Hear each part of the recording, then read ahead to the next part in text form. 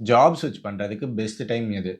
Market open ஆகும், வேக்கன்ஸீஸ் நெறையா வரும், ஹையரிங் பூம் ஆகும்னு வெயிட் பண்றீங்கன்னா, இது உங்களுக்கான வீடியோ.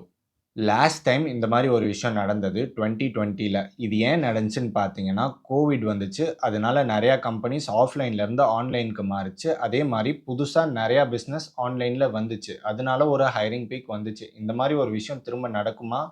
கண்டிப்பா வாய்ப்புகள் ரொம்ப கம்மி. 2021 ஸ்டார்ட்டிங்ல mass layoffs and hiring ஃப்ரீஸ்லாம் காமன் ஆயிருச்சு. அதுக்கப்புறம் டே பை டே ஜாப்ஸ் ரொம்ப கம்மியாகிட்டே தான் போது.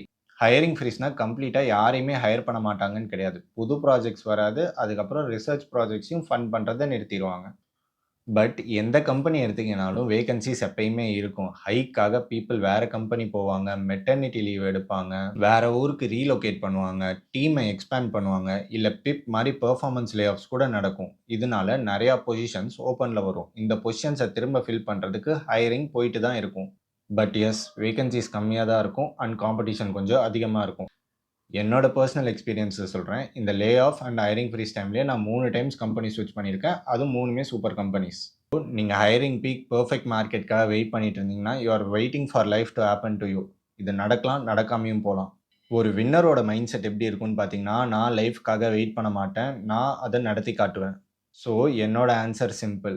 டிவைன் டைமிங்க்காக வெயிட் பண்ணாதீங்க. உங்களுக்கு இன்னைக்கு ஜாப் மாறணும்னா, இன்னைக்கு அத நடத்தி காட்டுங்க. இன்னைக்கு ஆக்ஷன் எடுங்க. இந்த மாரி உங்க லைஃப்ப இம்ப்ரூவ் பண்ற கன்டென்ட்ஸ்க்கு என்ன ஃபாலோ பண்ணுங்க. இது உங்க ஃப்ரெண்டுக்கும் தேவைன்னு நினைச்சீங்கன்னா ஷேர் பண்ணுங்க. Let's grow together.